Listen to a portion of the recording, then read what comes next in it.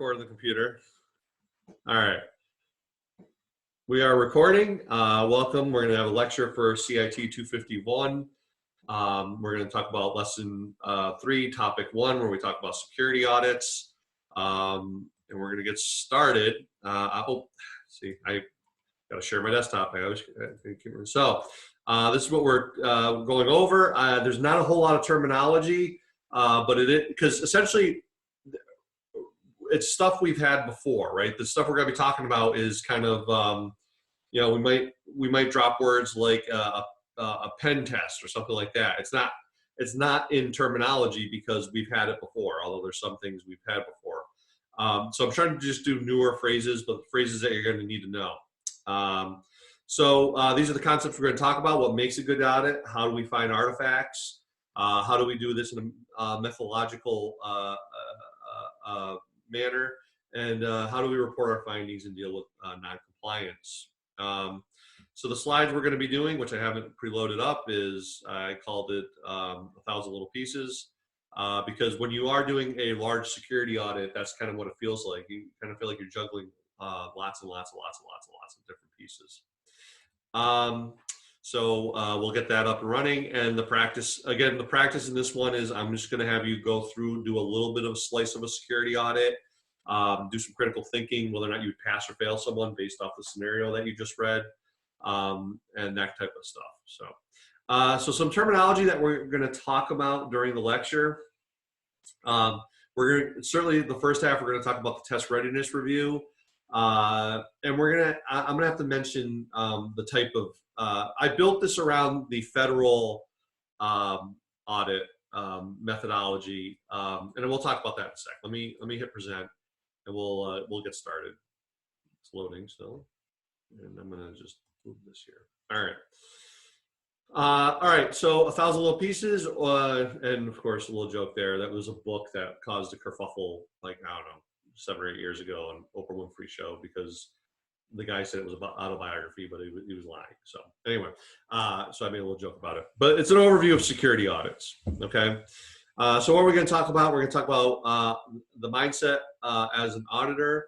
So the term audit is actually a Latin term. There was an auditor. So here you go with your crazy history lesson for me. It was a term back in Roman times. There was an auditor. You ran as auditor. It's essentially Latin for listener. So it's someone collecting data. It's someone observing the situation, right? That's where we get the term auditor. Okay, so we're gonna talk about what makes up a good audit. We talked what artifacts are, how we can find them, how do we approach the audit, and how we report our findings. So the methodology for this: security audits are wide open. Okay, some people here in this classroom have actually done security audits and used a form factor for that.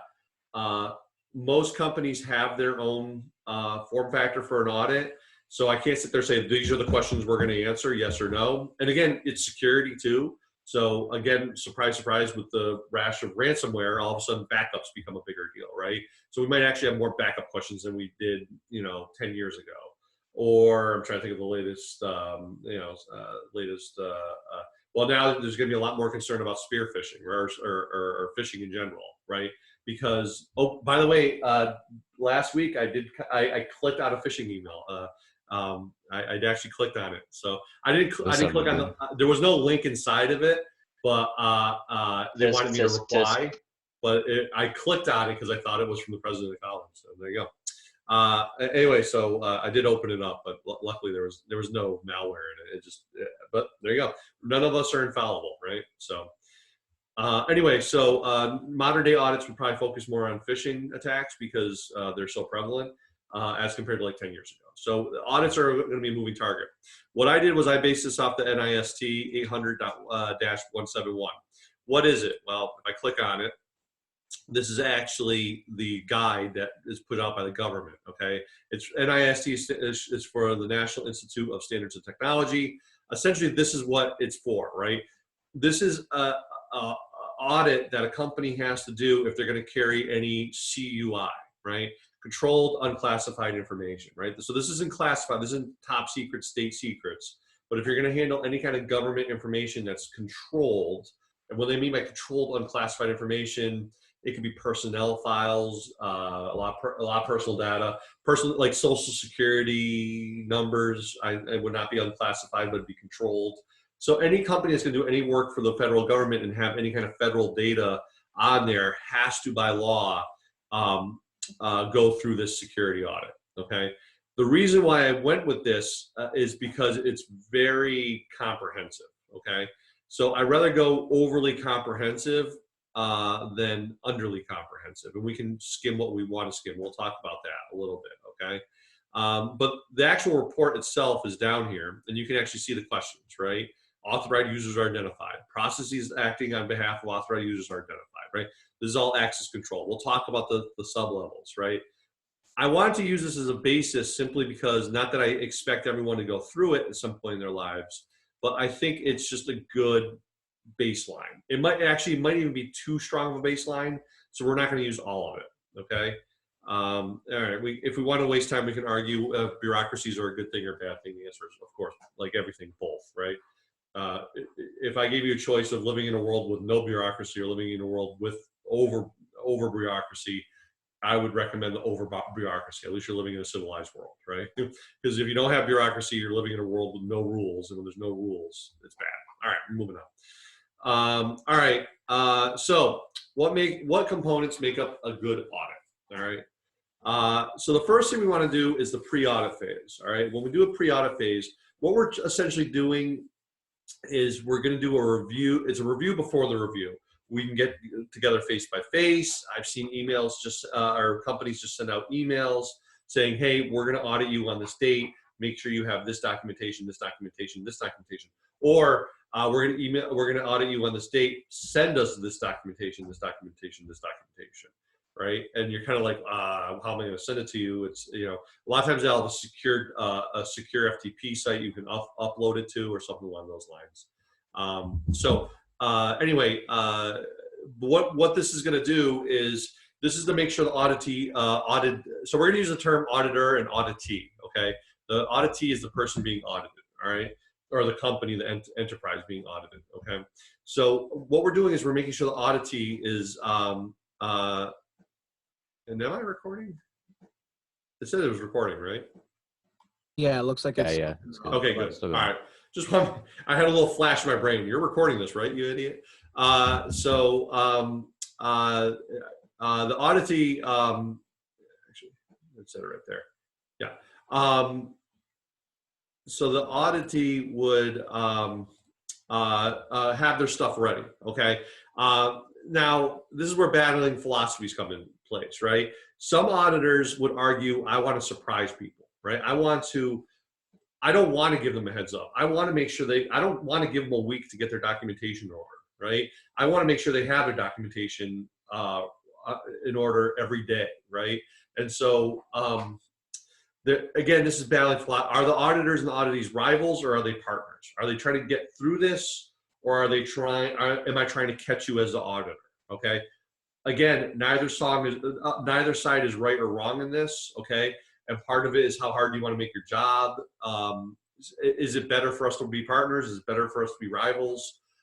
Different philosophies. There's no perfect right or wrong. It's a balance. At some point, you're going to be rivals because I might have to write you up for missing. You think you're doing a perfectly good job of reviewing your logs, but I might say, no, that's not good enough. You're not in compliance. We'll talk about that in a sec, right? So it's always going to be a balance. Are we partners or are we rivals, right? So some people would argue, I don't want to do anything pre-audit phase. I want to just kick down the door, show up and say, where's this documentation? Where's that, right? You've got to take your day off and answer my questions now, right? Again, there's no perfect way. You got to find that right balance, okay? And a lot of it does come down to who's paying for the audit, because if they're paying for the audit, whoever's paying for the audit will give you, we'll talk about this, but we call it rules of engagement, right? We're going to have our rules to let us know, and we'll have a goal too. So the goal is, do we want to truly evaluate this company as being secure? And if we do, that means we're going to go kick down the door, or do we want to make this company more secure, right? So, or this enterprise, whatever we're auditing. So you can have an initial meeting. You're going to establish the goals, the objectives, the direction. It's a bit of an introduction. Hi, I'm me, you're you. This is how I work. This is how you work. Let's work together. You could possibly do that stuff. Notify the auditee of documents that will be needed to complete the audit. Possibly gives the company the procedure they will be partaking in to allow a dry run.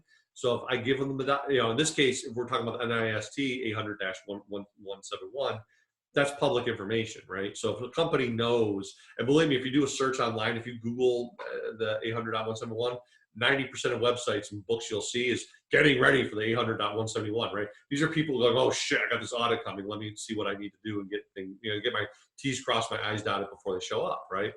So you could possibly do that as an auditor, saying, listen, we're going to audit you next month.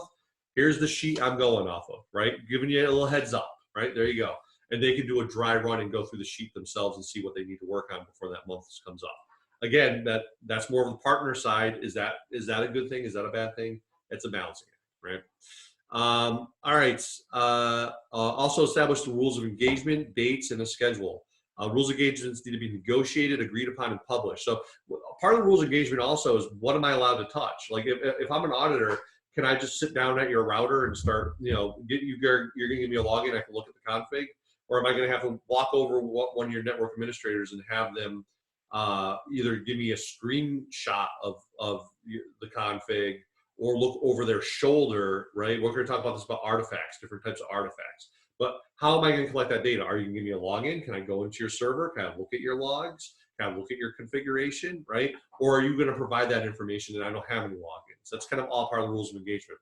If part of the security audit, and it can be part of a security audit to have a pen test, rules of engagement there. Am I allowed just simply to do a passive scan? Can I do an active scan?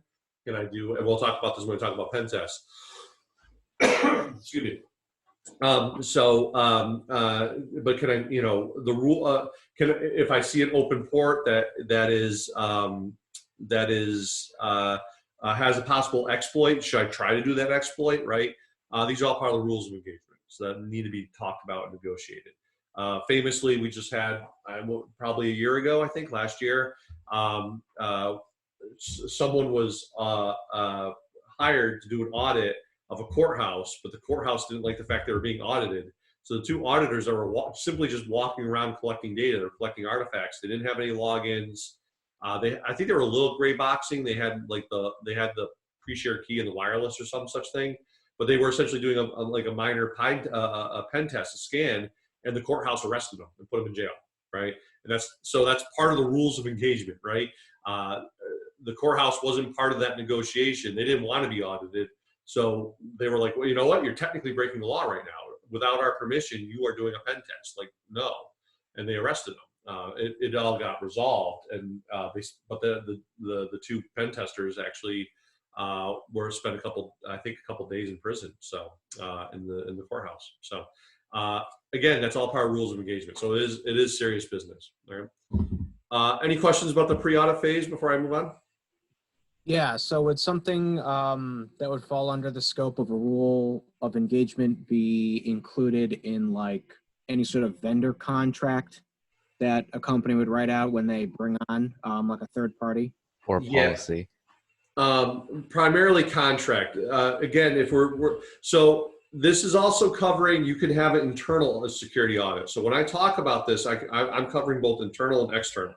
If you're an external, and Adam brings up a very good point. If you're an external entity, a company, legally, you should have a couple things in your pocket. A SLA saying what you can and can't do, but more importantly, and this goes back to that courthouse thing, a legal contract, right? Saying, this is what we're expected to do. This is what you hired us to do.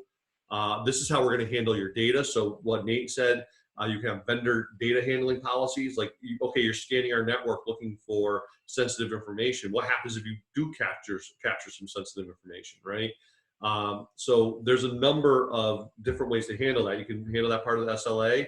You can have that as part of the policy and give the policy to the auditing external company. And more importantly, you're going to have a contract to kind of legally cover you. Adam has a very good point, right? You don't ever pen test first and contract later, right? That's a disaster. So just keep that in mind. Thanks. That's a very good point, Adam. Anyone else? Okay. So again, yeah, so that's something I should probably include in here is part of the pre-audit phase is getting your legalities in check.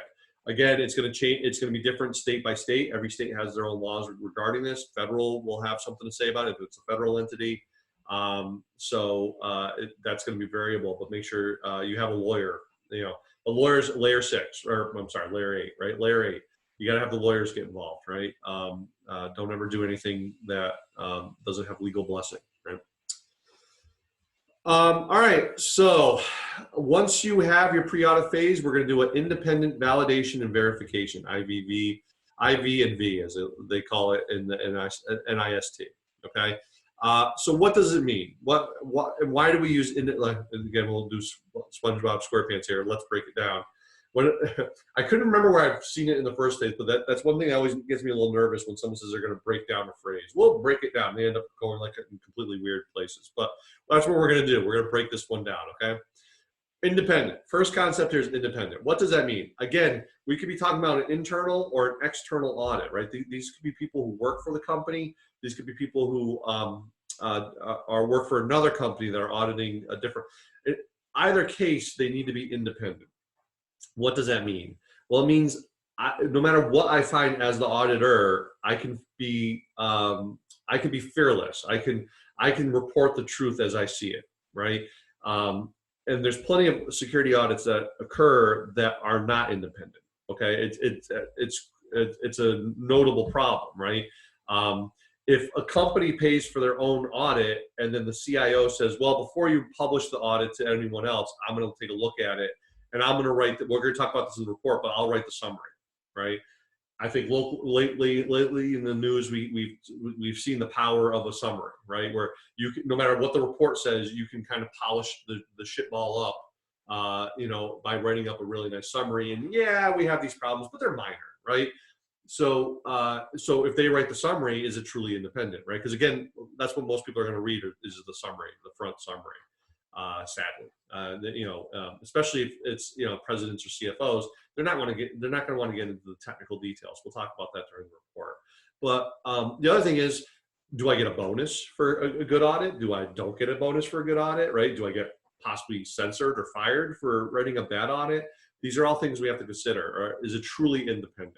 Okay, that's more for concern for the person paying for the audit. Be it the employer who pays the employee to do the audit, or hiring out an independent external company. But just because you hire an external company doesn't make it independent, right? That external company might also have a consulting business. That external company could actually possibly also do configs, right? So there might be a conflict of interest there. Is that truly independent? So it cuts both ways too, all right? Just something to keep in mind, the power of independence, all right? So the other part, validation and verification, right? We're going to get a lot of information, artifacts is what we're going to call it, right? We need to make sure it's relevant and it's accurate, right? We're going to have to make sure those artifacts, and again, we'll talk about what an artifact is in a little bit, but we're going to collect all kinds of data. We're going to have technical drawings, we're going to have policies, policies is a big one for validation and verification, right? Okay, cool, look at these great policies, they're awesomely written. Let me go to HR. Hey, who got in trouble for not following this policy? If they say, we don't have that. Hey, where's the paperwork that shows everyone that signed off on this policy? We don't have that, right? I might have a problem with, okay, you wrote an excellent policy, but there's no verification that policy is actually being used. Does that make sense, right? So that's part of the verification phase. We're going to collect the artifact. We're going to collect lots of data. We're going to have logs. I mean, everyone here has worked long enough now with computers to know if you bring a computer out, you can get lots of data, right? The problem we're going to run into is how much of this is relevant, how much of this is actually true, right?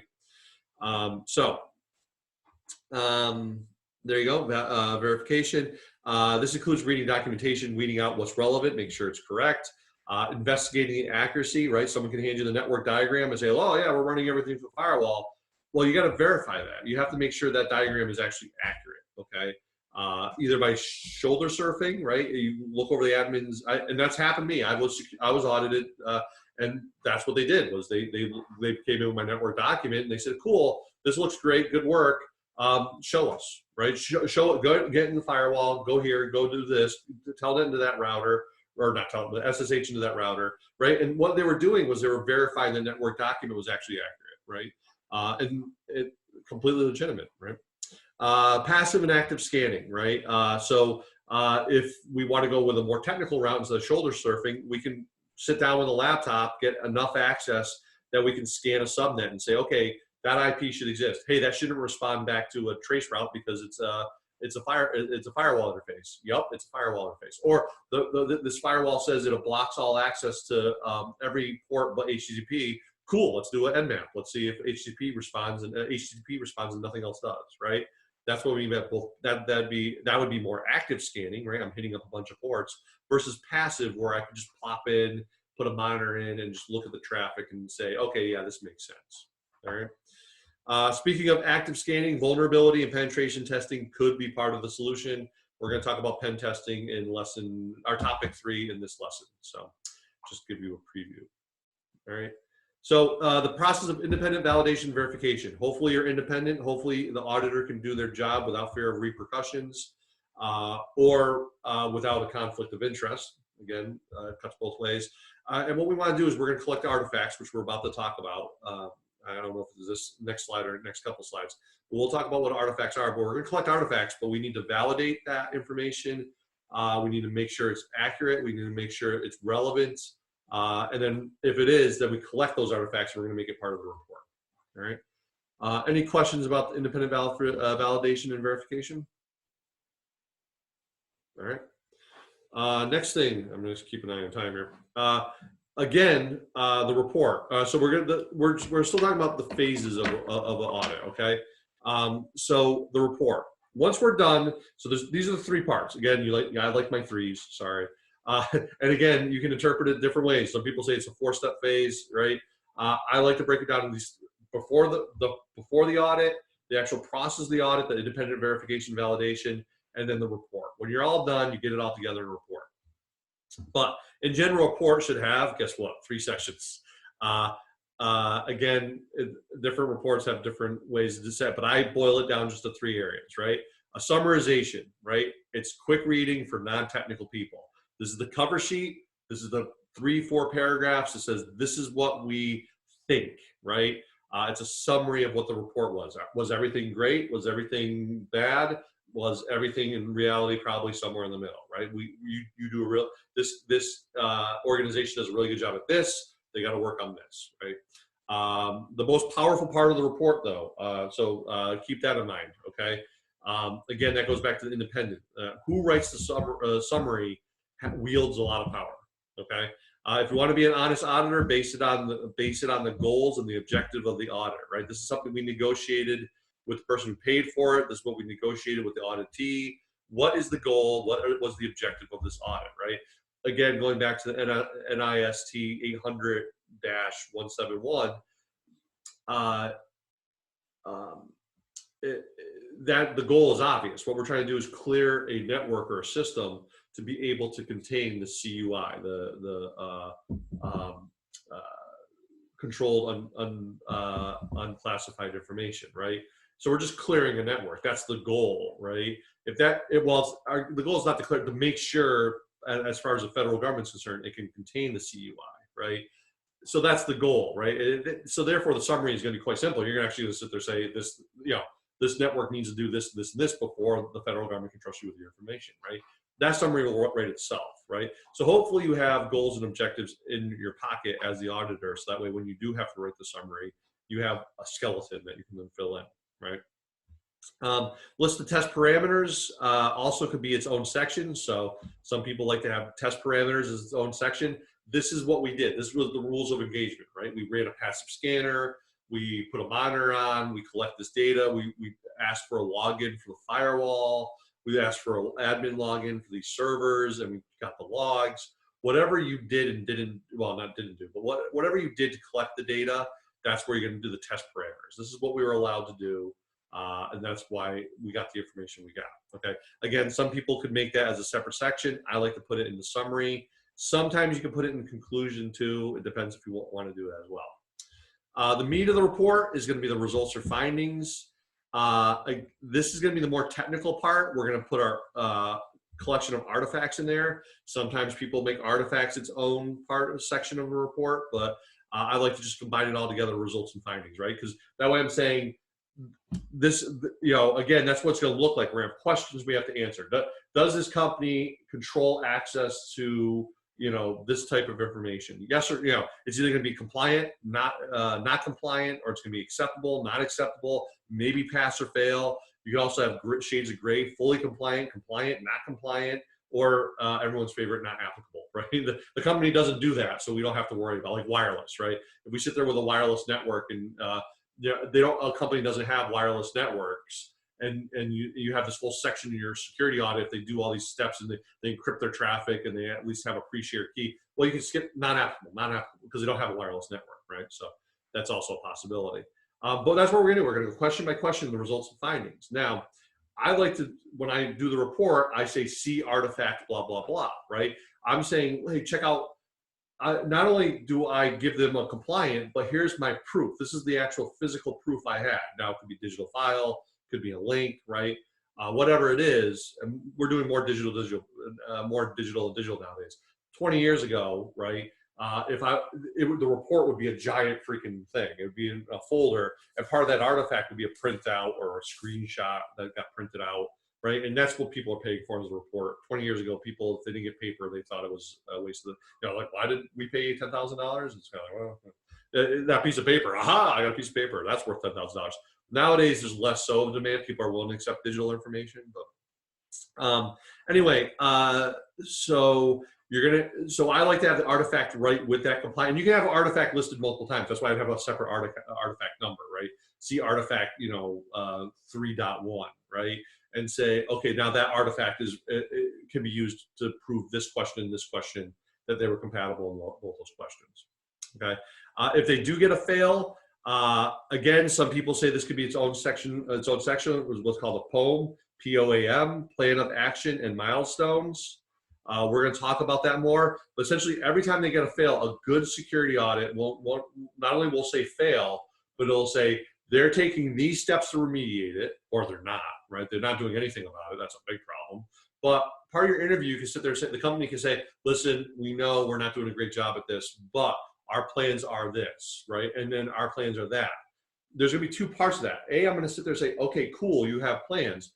But B, I'm going to put milestones on there. And that's going to be time-based. Why? It could be object-based too, is once they get this server up and running, then they can implement, network access control or something like that. So the milestone could be event-based, but ideally it's time-based. Why?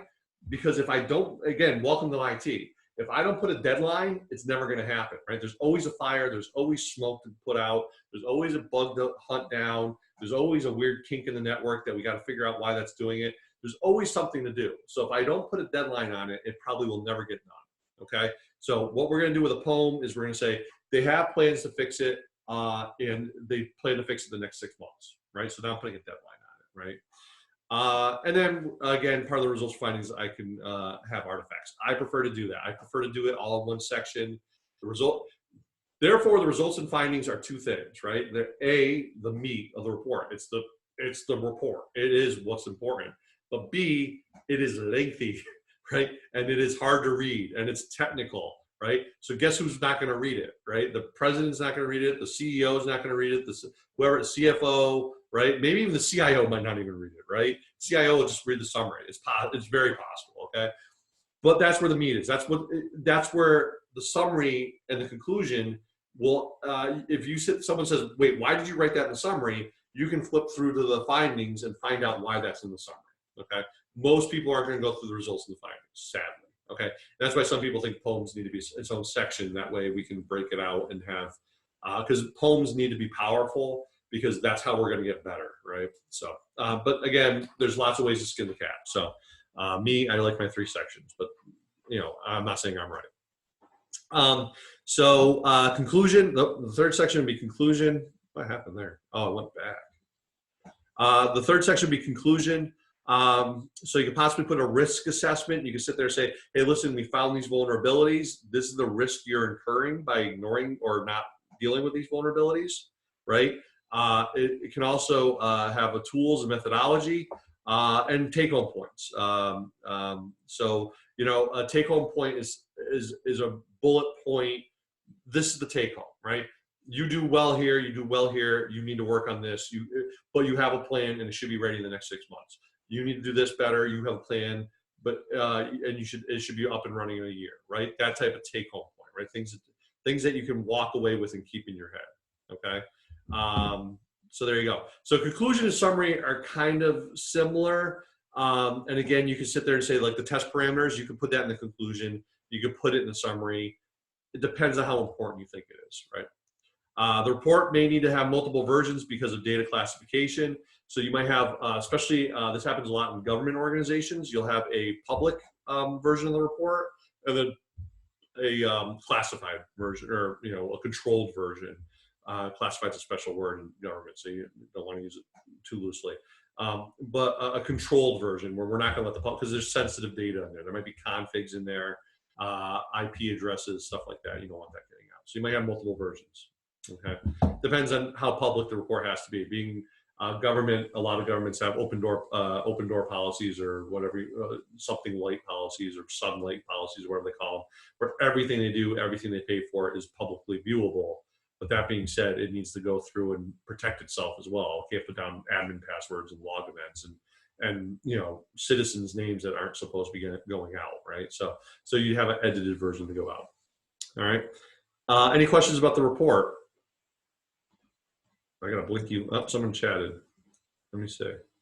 I'm gonna minimize this because is it the share? If I stop the share, so I'm gonna go back to video. Yeah. Oh, there it is. Are the findings of the report all based around the? Yeah. So your format. So the question is, are the findings of the report all based around the NIST 800.171?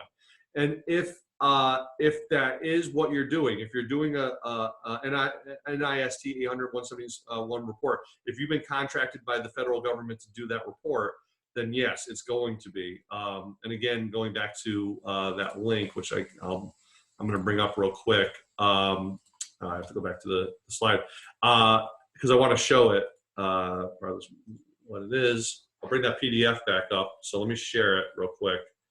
I have to click back on this and click share and bring up the PDF. That's weird. iPad, iPhone. Anyway. All right, I can share it iPad, iPhone for some reason. All right, there I am. So here's the PDF. If I was part of my finding, if I was doing an NIS 171, and any audit you're going to do, essentially it's going to come down to these questions. We're going to talk about that in a second, right? So it's going to come down to these questions. These questions are what you're going to get the pass or fail on, right? We're just going to try to find it cool. Security functions are identified, right? Access to security functions is authorized in accordance with the principle of least privilege, right? They're going to get a compliant, not compliant, or a pass, fail, or whatever format is agreed upon. That is going to be the findings of the report. So you're going to have a listing saying 3.51 subsection D. Access to security functions is authorized in accordance with the principle of least privilege, non-compliant, right?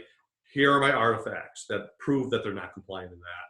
Here's the POEM, the plan of action and milestones to say here's the plan to fix that, and this is when we think we'll be able to get it fixed. Or there is no plan to fix it, right? That's all going to be part of the reports and findings. At least in my version, the NIST does have a standard format on how they, being the federal government, and I don't know it off the top of my head, to be honest. I don't know what the final report would look like at the federal level. I just based it off this. The feds share this out.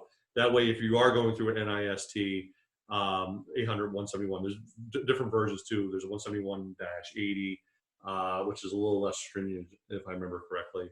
But the government's going to send that out essentially to let people know what it's part of the TRR, right? It's part of the, hey, this is what we're going to look for, so you better make sure it's working, because their goal eventually is they want you to work with.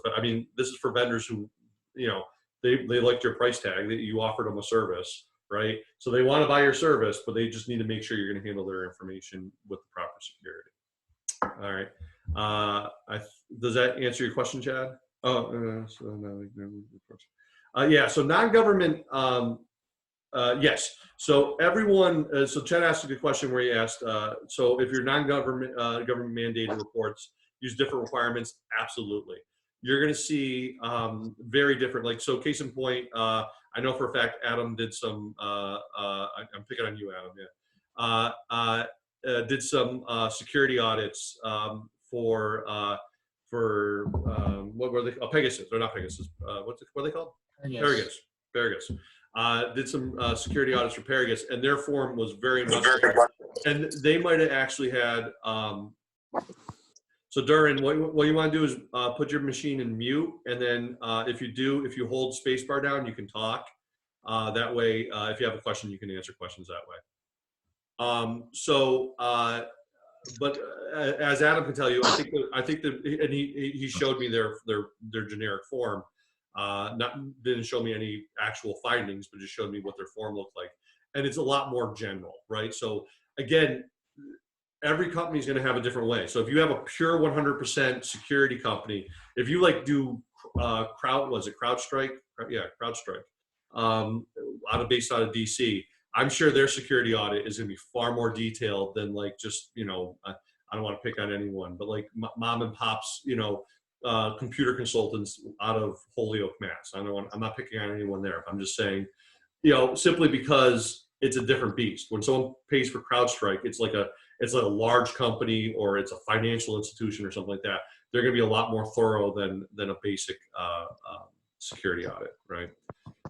Adam, your experience with doing that audit with the report and the more importantly, the findings, I think was all combined, but it was a much simpler format, if I'm not mistaken. It consisted of first going to the physical location, and we kind of came up with the questions ourselves. Okay.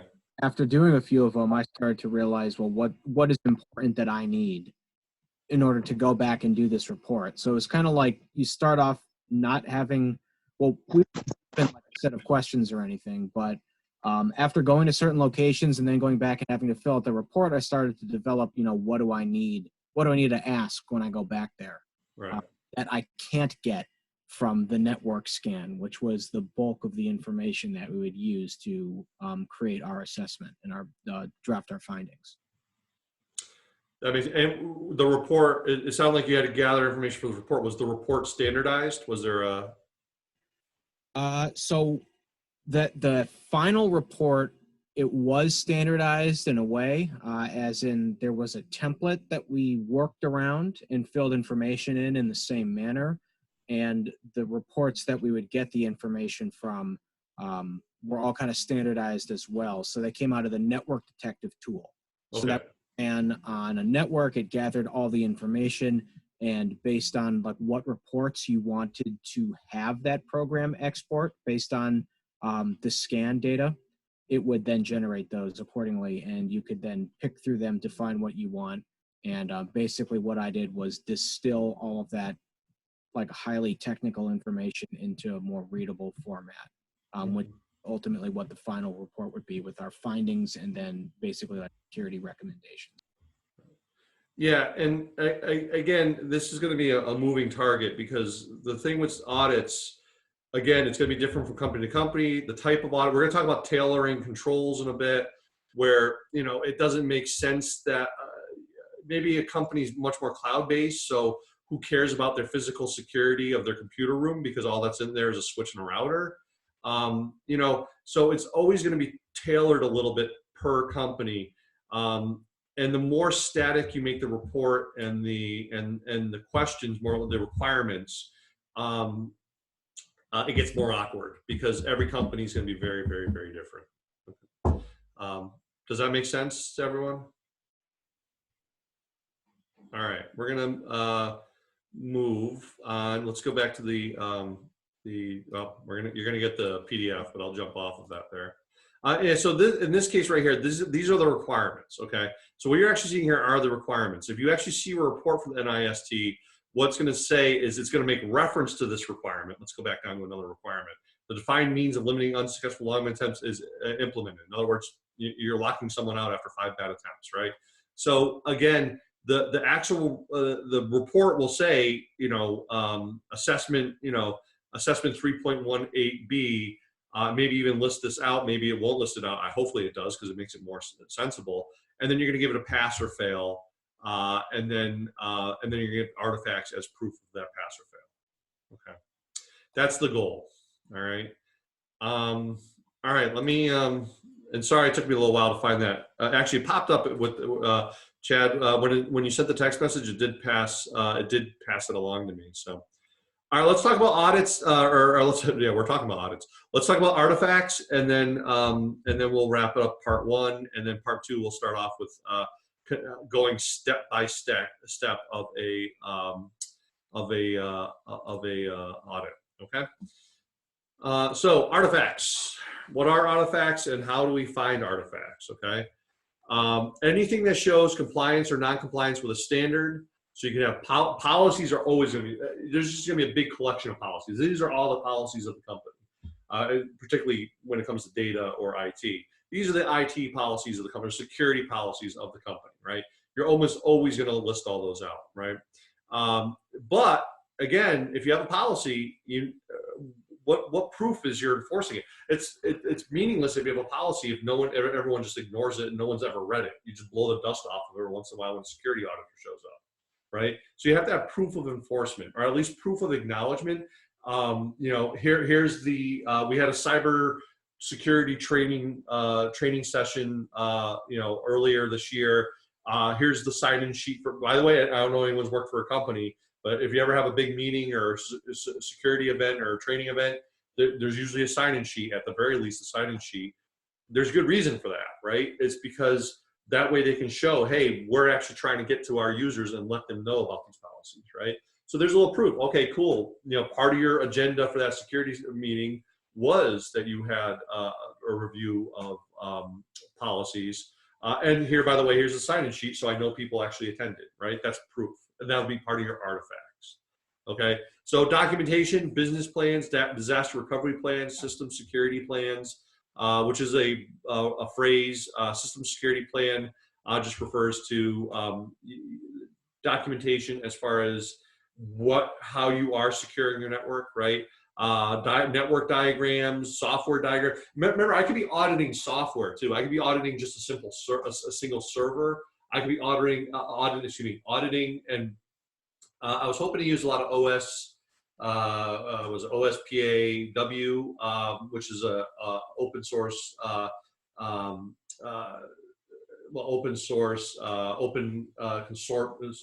consortium of concerned people to work on secure audit or secure software code. Their audit was very much based on software, so it wasn't very useful. I used a little bit in the report, and I had it in the sources. I looked how they report their information to help me understand the best way to summarize all the different ways to report. But in their case, they're auditing a piece of software, right? So again, if that's the case, the rules would change, obviously, right? I don't need a network diagram if I'm just, or maybe I do, right? It's going to be situation dependent. And again, the procedures is also another form of documentation. What the IT staff plans to do, will do. Again, that's where disaster recovery plans are huge. Backup plans. How do you back up your software? Again, the artifact would be, in that case, would be the diagram showing your backup strategy. And then also another artifact would be actually showing a successful log of your backups actually being backed up, right? So now those two artifacts show they have a plan for backup and they're doing it, right? Cool. Now I can sign off and say, yeah, they're backing up fairly effectively, right? Inventories, software and hardware lists, usually a good idea. Inventories are, I have personal feelings so on inventories. Partly you can argue how the debate is how important is security with inventory, right? Software inventory makes a lot of sense. This is the software we support. We don't support other software. So if we see other software, we have a baseline now, right? We keep talking about baselining. Well, software inventory makes sense, right? Because this is a piece of software we see. If we see this other software on our network, that's not good. That's bad, right? It's an anomaly. It's beyond the baseline. We should do something about it, right? Hardware inventories are interesting. Like if I have a laptop from 1997 that ran Windows 95, that's on my inventory. but I can't find it anywhere. You know, is that a security violation? It, again, you could argue it could be, right? We don't know what was on that laptop. Could be so. It was 1995. Forgotten. You know, back then we probably had the entire scheme of the network, but it was 1995, so there's, you know, the network's changed. You know, we could have social security numbers on there in a notepad file, the text file. It could be a security violation, but again, how critical is it, and tying it down? So, but some people make a big deal of hardware list in inventory. It's just a heads up. Okay, so again, this is all very debatable. There's no perfect way. There's no perfect audit, right? It's like what we used to say in we used to. There's no such thing as a perfect patrol. There's no such thing as a perfect audit. There's always things you can sit there and say, well, I kind of wish we did that a little different, did this a little different, right? We're trying to take a snapshot of reality, and no snapshot of reality is ever going to give you a true picture of reality, right? So, avoiding philosophy as much as possible. But, all right, systems, theirs and ours, right? So when I say theirs and ours, what I'm saying is, and this is what Adam referred to, they were using a tool, network scanner. I forget you said it, and Network detective. Network detective, thank you. So that was a tool based off, I think it ran on a laptop, right? It's a piece of software that, or was it? Yeah, it was, I think it was a zip file, and it was on removable media. So it's like a USB, and you'd have to go into some device on their Network. Internal LAN and then run it, and it would go, it's really cool software. Yeah. That would go, and it would scan their entire network and return like just an abundant wealth of information, right, that it would capture. But yeah, it was ran off of a thumb drive, so I think it was a zip with some sort of executable on there, and it'd have to be on like a computer within their network. Yeah, thank you. Yeah, so in that case, that's you would have the logs from that software, and that would be part of your artifacts, right? The report that software generates, that's part of your artifacts, right? This is all information that you can use to confirm or non-confirm, compliance or non-compliance, right? So how do we get them? How do we get artifacts? Well, we ask, again, the TRR, the pre-audit interview, we simply ask for it. Like, can I have this documentation, right? It's part, but then we also have to verify and validate. Again, policies ask to read and file policies, ask for records of disciplined employees, ask to see records, signed copies of training events, this stuff I've talked about. Technical documents, we investigate, we ask probing questions. If we're given access, we log in, right? Like Adam was saying with this network detective, you got access to a machine that was on the network, and you plugged in a piece of software that then kind of could if they gave you technical documentation, that software could verify that the technical documentation was accurate or not, right? Inventories, we may count or verify by site. Yes, there's security audits that go through and get every serial number that you supposedly have in your inventory and go to that location that you say it is and make sure it's there. There are hardcore audits that do that. You know, audit teams of 50, 60 people, believe me.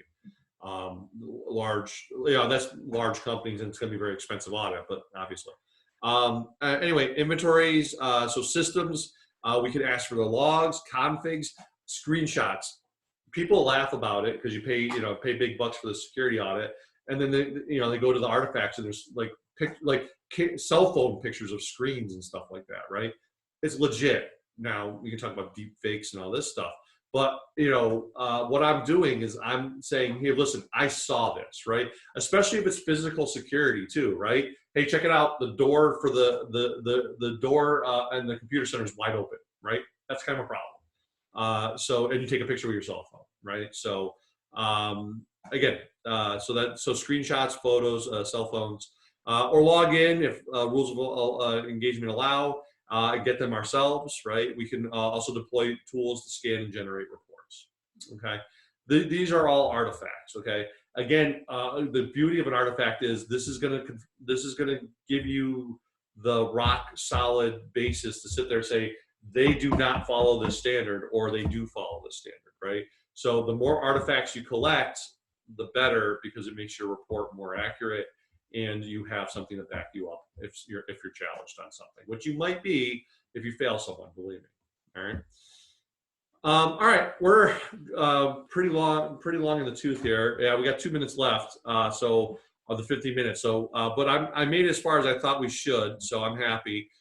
We've got about a lot of slides left, but the way it's organized, we're going to get into the mythology or the method into doing a proper audit. There's going to be a lot of data in here, but there's not a lot of philosophy, so there'll be less talking.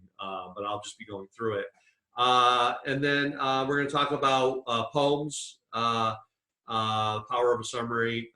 It's kind of rehash of what we're going to talk about. So that will be covered in the next lecture. We'll end with any questions for me. Let me stop my share, and you can get a big picture of me, for better or for worse. Any questions before I say goodbye? No, I think that pretty much covered it all. All right. Well, thank you for joining in. I'll be rendering this and posting it on the website if you want to review it. Wednesday, we're going to get together the same bat time, same bat channel, as they like to say, or at least they used to like to say. That's a reference to 1960s Batman. So there you go. So we'll get together on Wednesday, and then Friday, I think we're going to have a lab class. So I'll be sitting here helping anyone out with the lab. But again, the lab with this one is a lot of reading and interpreting. So Mo, I didn't completely miss your email about the extra credit for 252. I just, again, as I sent out as a message, I've been pegged, just like everyone else. Our lives are adjusting in the new reality here. So I haven't forgotten about it, and I'll get you the answer. I read it quickly and said, oh, I'll have to check that out, and I haven't gotten back to it. So, I'm not forgetting about you, Mo. Thank you. Yep. All right. All right. I'll talk to everyone later. Have a good day, and I'll see you around. See you, elves. Have a good